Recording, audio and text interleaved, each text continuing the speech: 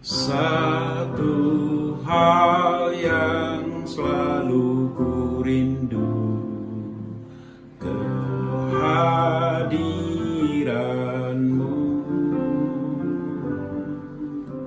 Satu hal yang jadi hasratku, menyenangkanmu. Yesus, kau dambaanku, ku sujud menunggu. Curahkan urapanmu saat ku sembahmu.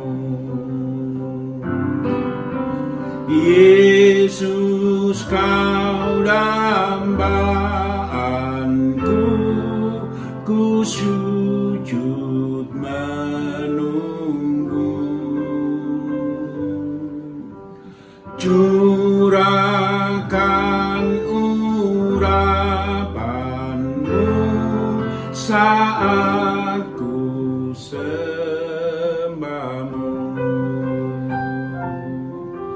Saat ku sembahmu.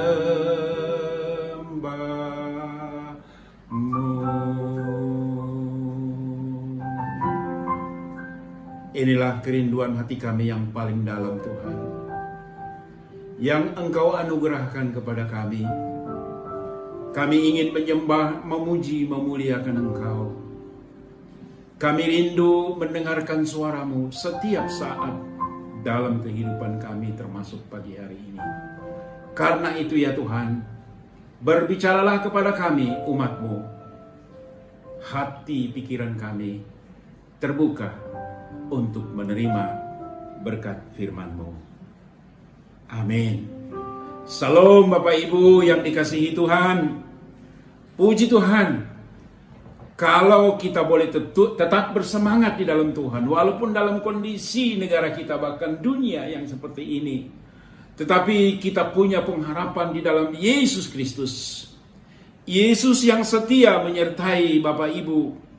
Yesus yang setia menyertai kita semuanya dalam setiap perjalanan kehidupan kita.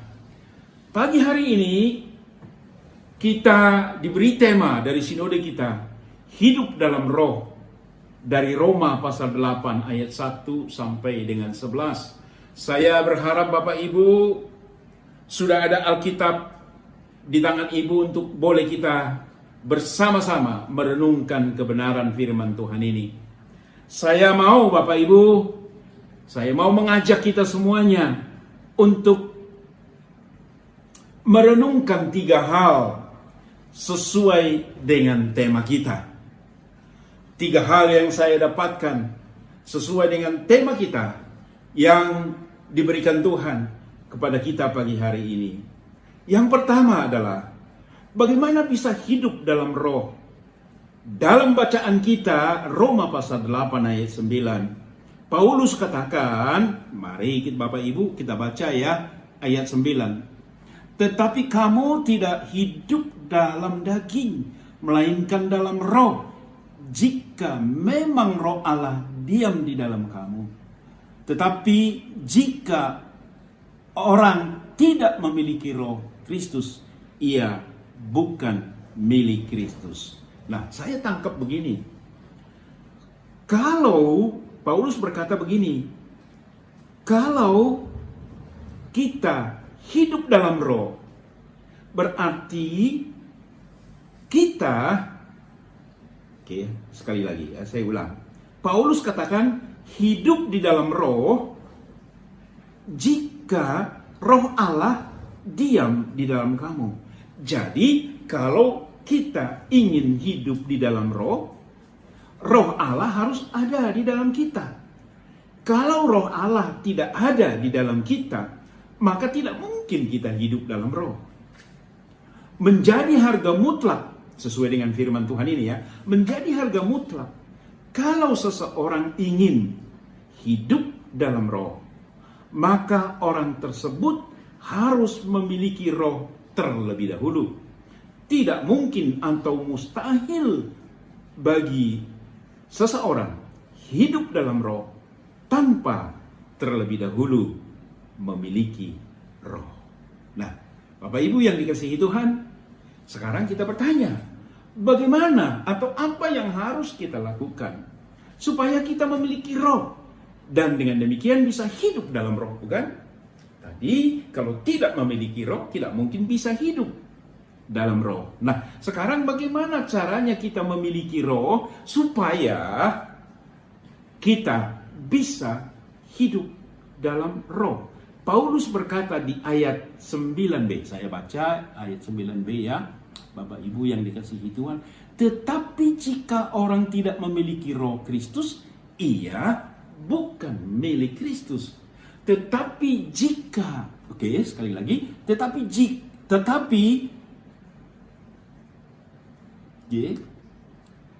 ayat 9, tetapi jika orang tidak memiliki roh Kristus, ia bukan milik Kristus. Dengan kata lain, apa yang harus kita, tadi itu pertanyaannya adalah, apa yang harus kita lakukan supaya kita memiliki roh, dan dengan demikian kita bisa hidup dalam roh. Nah, di dalam firman Tuhan ini dikatakan, tetapi jika orang tidak memiliki roh Kristus, ia bukan milik Kristus. Artinya begini, jika orang memiliki roh Kristus, ia milik Kristus. Siapa yang menjadi milik Kristus, berarti orang itulah yang memiliki roh Kristus. Memiliki roh haruslah menjadi milik Kristus terlebih dahulu. Sekali lagi, memiliki roh Kristus haruslah orang itu terlebih dahulu menjadi milik Kristus.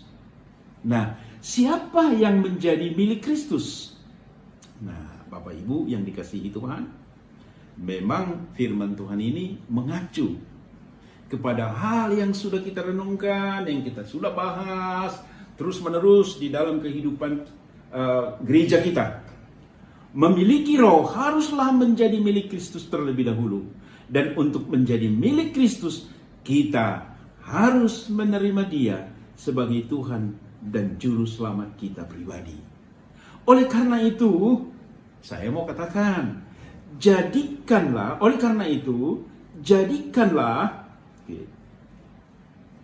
Yesus Kristus sebagai Tuhan dan Juru Selamat kita. Maka ada satu kepastian. Kepastiannya apa? Roh Kudus ada bersama dengan kita. Kalau Bapak Ibu ingin lebih lagi diyakinkan tentang statement ini, pernyataan ini, Bapak Ibu boleh baca Efesus pasal 1 ayat 13 sampai dengan 14. Efesus pasal 1 ayat 13 sampai dengan 14. Itu yang pertama Bapak Ibu, oke? Saya berharap Bapak Ibu sudah mengerti ya, sudah sangat paham dengan apa yang dikatakan oleh Paulus yang saya coba uraikan sedemikian rupa. Yang kedua, seperti apakah hidup dalam roh? Nah, ini menjadi pertanyaan kan? Seperti apakah yang dimaksud Paulus hidup di dalam roh? Paulus berkata di ayat 5 sampai dengan 7. Mari kita baca ayat 5 sampai dengan 7.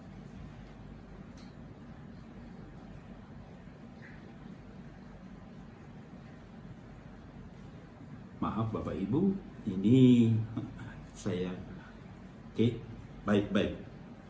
Kita baca ayat 5 sampai dengan 7. Firman Tuhan berkata seperti ini, sebab mereka yang hidup menurut daging memikirkan hal-hal yang dari daging. Mereka yang hidup menurut roh memikirkan hal-hal yang dari roh. Karena keinginan daging adalah maut, tetapi keinginan roh adalah hidup dan damai sejahtera. Sebab keinginan daging adalah perseteruan terhadap Allah, karena ia tidak takluk kepada hukum Allah. Hal ini memang tidak mungkin. Nah, Paulus mau mengatakan begini Bapak Ibu, bahwa model hidup dalam roh adalah mereka yang memikirkan hal-hal yang dari roh. Ya. Mereka yang hidup dari roh, mereka yang hidup dalam roh adalah mereka yang memikirkan hal-hal yang dari roh. Nah, Paulus coba mempertentangkan mereka yang hidup dalam daging. Mereka yang hidup dalam daging memikirkan hal-hal yang dari daging. Perincian ini Bapak Ibu yang dikasihi Tuhan, kita dapatkan di dalam tulisan Paulus kepada jemaat di Galatia. Bapak Ibu boleh baca Galatia pasal 5 ayat 16 sampai ayat 26. Dia katakan begini. Memberi diri dipimpin oleh roh setiap saat. Jadi pertanyaan tadi, seperti apakah hidup dalam roh? Memberi diri dipimpin oleh roh setiap saat. Dimanapun dan kapanpun. Ya. Kita memberikan diri kita dipimpin oleh roh setiap saat. Hal itu semua kita lakukan atas kemauan dan kesadaran kita. Bukan karena paksaan. Bukan karena didorong-dorong Bapak Ibu yang dikasihi Tuhan. Gaya hidup dipimpin oleh roh adalah kita rela memberi diri dipimpin oleh roh. Tidak semua orang rela dipimpin oleh roh karena keinginan daging lebih kuat menguasai daripada dipimpin oleh roh. Oleh karena itu sangat perlu kita sadari model hidup dipimpin oleh roh adalah pertama, rela dipimpin oleh roh setiap saat. Bukan karena kita diintimidasi. Wah, kalau kamu tidak dipimpin oleh roh, contoh nih, kamu akan bla bla bla bla bla, akan kamu mendapat cilaka, akan seperti ini, berkat Tuhan tidak ada sama kamu. Enggak. Ya, bukan. Tetapi itu terjadi atas kehendak kita sendiri. Kemauan kita sendiri. Kalau kita mau dipimpin oleh Roh Kudus, kalau kita mau hidup model dipimpin oleh Roh, yaitu pertama, kita rela dipimpin oleh Roh setiap saat. Yang kedua, mematikan keinginan-keinginan daging dengan pertolongan kuasa Roh Kudus. Keinginan-keinginan daging itu Paulus jelaskan sangat terperinci di Galatia 19 sampai dengan 21. Dia perinci sedemikian apa yang menjadi keinginan daging, apa yang menjadi keinginan tubuh kita. Ya. Tentu keinginan daging adalah bertentangan dengan keinginan roh. Paulus berkata, ya, kita akan tetapi jikalau kamu memberi dirimu dipimpin oleh roh, maka kamu tidak hidup di bawah hukum Taurat. Perbuatan daging telah nyata, yaitu percabulan, kecemaran, hawa nafsu, penyembahan berhala, sihir, perseteruan, perselisihan, iri hati, amarah, kepentingan diri sendiri, percideraan, roh pemecah, kedengkian, kemabukan, pesta pora, dan sebagainya. Terhadap semuanya itu kuperingatkan kamu, seperti yang telah kubuat dahulu, bahwa barang siapa melakukan hal-hal yang demikian, ia tidak akan mendapat bagian dalam kerajaan sorga. Bapak Ibu, Paulus berkata, ya, yang bagian B, dengan pertolongan Roh Kudus, sekali lagi, dengan pertolongan Roh Kudus, kita mematikan semua keinginan daging yang diuraikan oleh firman Tuhan tadi. Bukan oleh keperkasaan kita, bukan oleh kekuatan kita, tetapi dengan kuasa Tuhan kita matikan. Yang ketiga, belajar melakukan apa yang Allah ingin terjadi dalam hidup kita. Sekali lagi, belajar melakukan apa yang Allah inginkan terjadi dalam hidup kita. Galatia pasal 5 ayat 22-26. Saya baca Bapak Ibu. Tetapi buah roh ialah kasih, sukacita, damai sejahtera, kesabaran, kemurahan, kebaikan, kesetiaan, kelemah lembutan, penguasaan diri. Tidak ada hukum yang menentang hal-hal itu. Ya, sekali lagi, belajar melakukan apa yang Allah inginkan terjadi dalam kehidupan kita. Amin Bapak Ibu yang dikasihi Tuhan. Belajar, gak ada yang sempurna. Tetapi kita belajar melakukannya. Bukan karena intimidasi Bapak Ibu. Bukan. Tetapi keluar dari hati kita yang paling dalam. Tuhan, aku mau mengucap syukur kepada Engkau. Aku mau membuang. Ya, aku mau hidup seperti yang Engkau kehendaki. Murah hati, memikirkan orang lain. Wih, di gereja kita itu poin 2 ya. Membangun jemaat yang sangat peduli satu dengan yang lain. Membangun kekeluargaan yang sangat peduli satu dengan yang lain. Amin Bapak Ibu. Bapak Ibu rela dan mau kan kita hidup dipimpin, kita belajar melakukan apa yang Allah inginkan terjadi dalam kehidupan kita. Sekarang kita masuk dalam poin yang ketiga. Ya, hal-hal apa yang Allah sediakan? Oke, hal-hal apa yang Allah sediakan kalau hidup dalam roh? Hebat. Hal-hal apa yang Tuhan sediakan kalau hidup dalam roh? Kita lihat kembali bacaan kita dari Roma tadi, Roma pasal 8 ayat 1. Mari kita lihat. Roma pasal 8 ayat 1. Demikianlah sekarang, tidak ada penghukuman bagi mereka yang ada di dalam Kristus Yesus.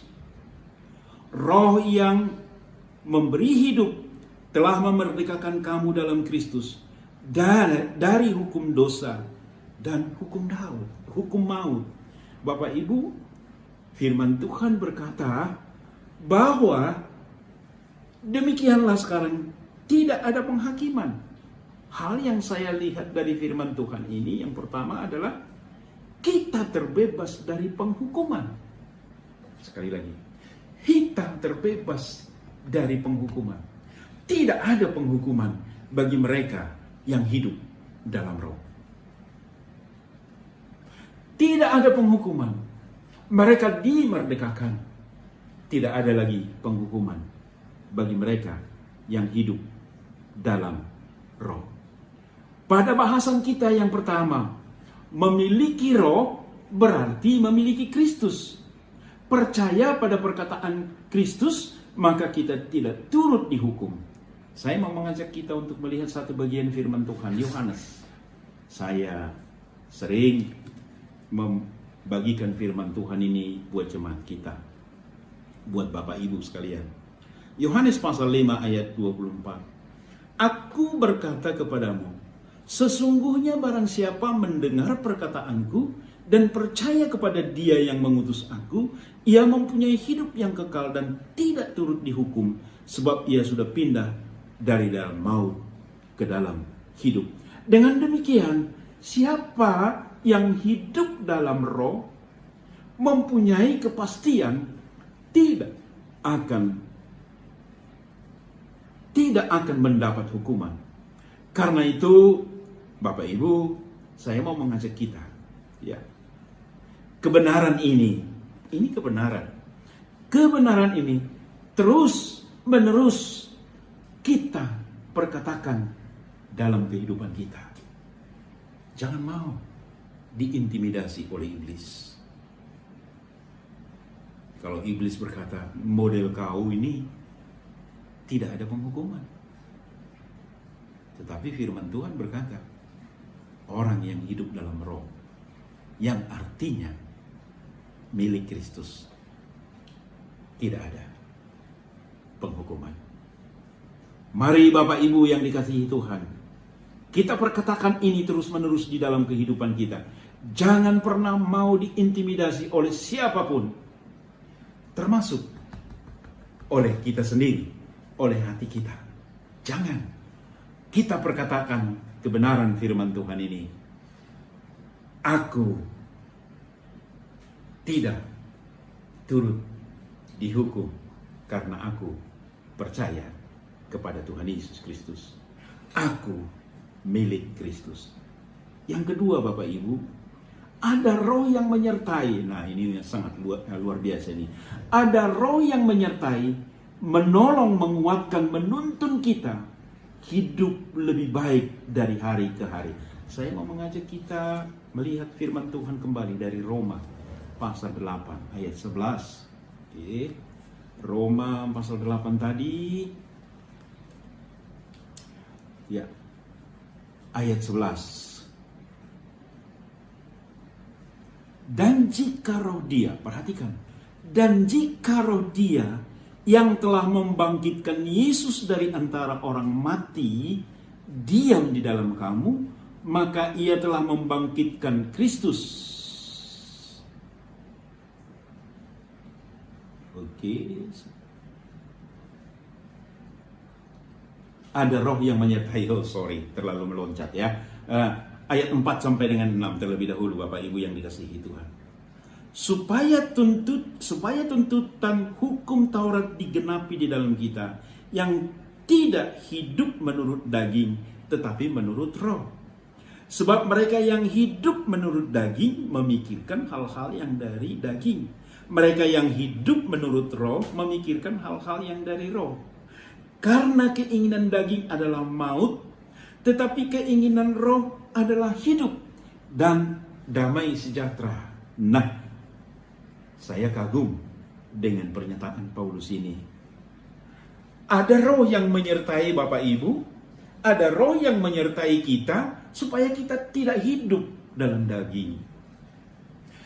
Dan kalau Bapak Ibu hidup dalam roh, ada perbaikan hidup dari hari ke hari. Setuju nggak? Iyalah. Kalau kita tidak lagi egois kan membuat orang jengkel kepada kita. Tetapi kalau kita bisa hidup tidak egois, hebat sekali. Artinya dari firman Tuhan ini saya tangkap ada roh Tuhan yang ada pada kita, menolong kita hidup lebih baik dari hari ke hari. Amin Bapak Ibu. Hidup ini diperbaiki oleh Tuhan dari hari ke hari. Kita dipoles oleh Tuhan dari hari ke hari. Sangat luar biasa. Yang ketiga, ada kepastian kebangkitan seperti Tuhan Yesus bangkit dari antara orang mati. Itu tadi ayat 11 Bapak Ibu. Saya baca kembali lah. Dan jika roh dia yang telah membangkitkan Yesus dari antara orang mati diam di dalam kamu, maka ia yang telah membangkitkan Kristus Yesus dari antara orang mati akan menghidupkan juga tubuhmu yang fana itu oleh rohnya yang diam di dalam kamu. Ada kepastian seperti Tuhan Yesus bangkit dari antara orang mati. Kebenaran ini tentu memberi kekuatan. Betul ya. Kebenaran ini tentu memberikan kekuatan, memberikan penghiburan kepada kita menghadapi hidup ini, termasuk menghadapi situasi dunia yang sangat sulit saat ini oleh karena COVID-19. Bapak Ibu yang dikasihi Tuhan, kita punya satu keyakinan. Tuhan janjinya adalah ya dan amin dan buat kita. Kita tidak perlu gentar. Bukan berarti tidak bijaksana. Amin Bapak Ibu. bukan berarti tidak bijaksana, tetapi kita tetap mempercayai kepada Tuhan kita. Karena maut pun dikalahkan oleh Tuhan Yesus, ya kan? Sehingga ada kepastian buat kita. Bapak Ibu yang dikasihi Tuhan, kepastian keselamatan kita dapatkan untuk memberikan penghiburan, kekuatan yang sangat luar biasa oleh anugerahnya. Dapatkah kita berkata, Tuhan, terpujilah Engkau, Tuhan Yesus Kristus yang rela menjumpai kami, yang menganugerahkan iman kepada kami, yang memberikan rohnya sehingga kami bisa hidup dalam roh. Bagi Dialah segala hormat dan kemuliaan. Hebat Tuhan kita, luar biasa Tuhan kita. Dalam situasi dan kondisi apapun, kita boleh memegang kebenaran firman Tuhan ini. Hiduplah dalam roh. Hiduplah percaya kepada Yesus Kristus, Allah kita, Tuhan kita yang tidak pernah berubah. Amin Bapak Ibu. Yesus memberikan kekuatan kepada saudara. Yesus memberikan kekuatan kepada kita. Dalam situasi dan kondisi apapun yang kita hadapi, kita percaya, Engkau Tuhan yang menyertai kami. Engkau Tuhan yang menuntun kami. Engkau Tuhan yang bersama-sama dengan kami. Haleluya. Amin. Tuhan memberkati saudara. Saya percaya Tuhan memberkati dan memberikan kekuatan yang luar biasa, memberikan semangat buat Bapak Ibu, buat kita semua. Haleluya. Haleluya. Puji Tuhan.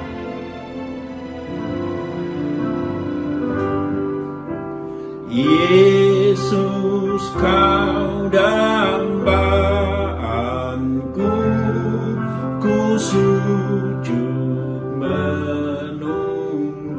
Amin. Curahkan urapanmu saat ku sembahmu. Kita nyanyikan rapnya lagi. Yesus, Kau dambaanku. Yesus, Kau dambaanku, ku sujud menunggu. Curahkan urapanmu saat ku sembahmu. Curahkan urapanmu Tuhan. Curahkan urapanmu saat ku sembahmu. Tuhan berkati. Amin. Bapa kami yang kami kenal di dalam Tuhan Yesus Kristus, kami mau menaikkan doa-doa kami kepadamu Tuhan Yesus. Kami mau berdoa buat jemaat kami. Bapa, dengan segala pergumulan yang terjadi di dalam kehidupan jemaatmu,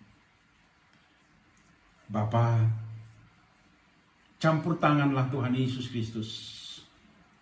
Bagi mereka yang bergumul dengan ekonomi, Tuhan campur tangan. Melepaskan mereka dari krisis yang mereka hadapi.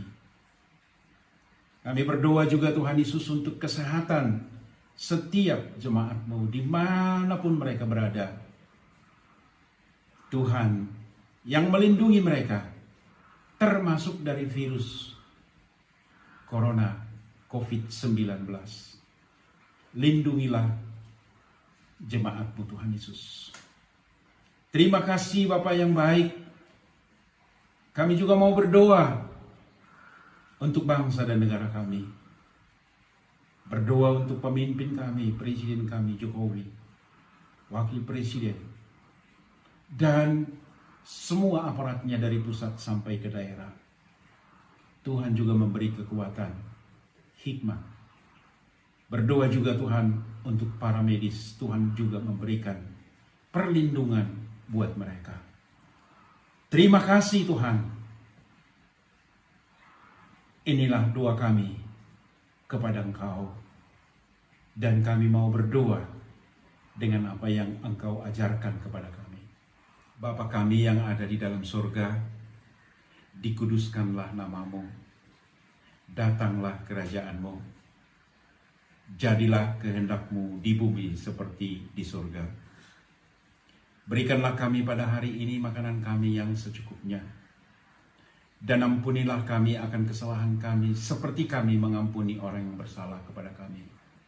Dan jangan membawa kami ke dalam pencobaan, tetapi lepaskanlah kami dari yang jahat. Karena Engkaulah yang mempunyai kerajaan, dan kuasa, dan kemuliaan, sampai selama-lamanya. Amin.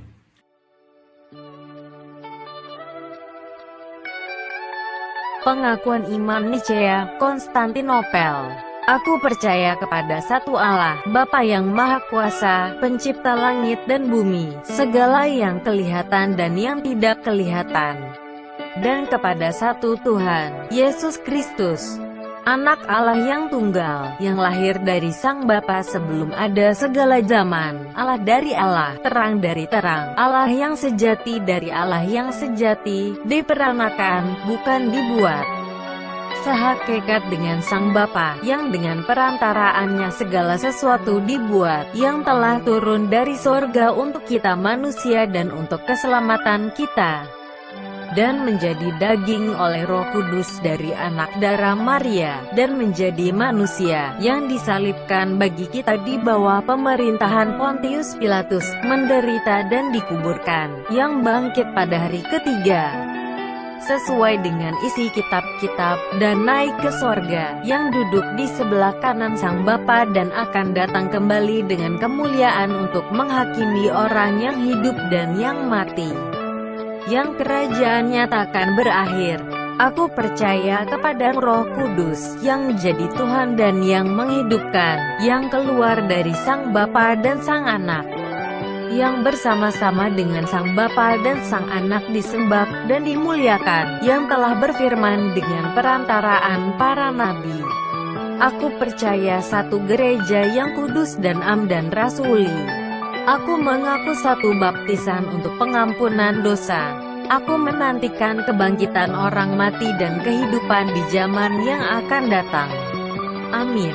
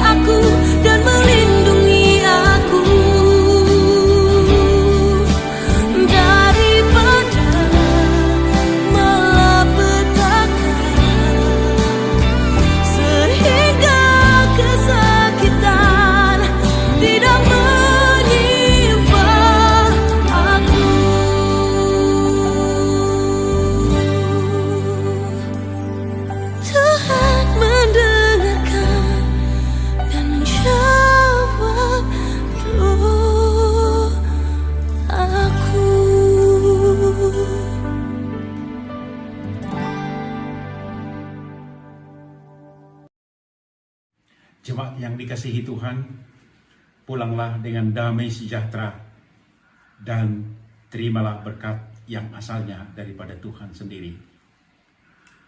Anugerah dari Allah Bapa, kasih dari Tuhan kita Yesus Kristus, dan penyertaan Roh Kudus menuntun kita dari sekarang sampai selama-lamanya. Amin.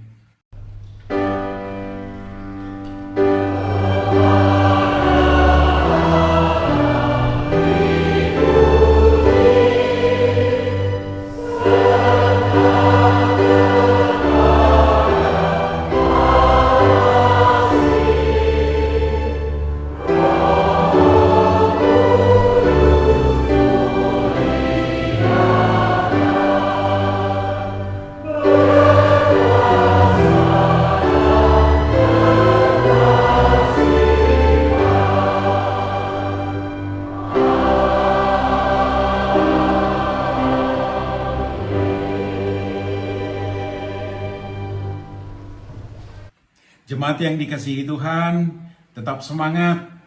Kita ikuti apa yang diperintahkan oleh bangsa kita, oleh pemimpin kita. Cuci tangan, jaga jarak dengan orang. Kalau tidak perlu keluar, jangan kita keluar, tetap di rumah. Ikuti terus channel YouTube ini, karena kami menyediakan video-video selanjutnya untuk boleh memberkati kita semuanya. Selamat menikmati anugerah Tuhan, dan Tuhan terus memberkati kita. Amin.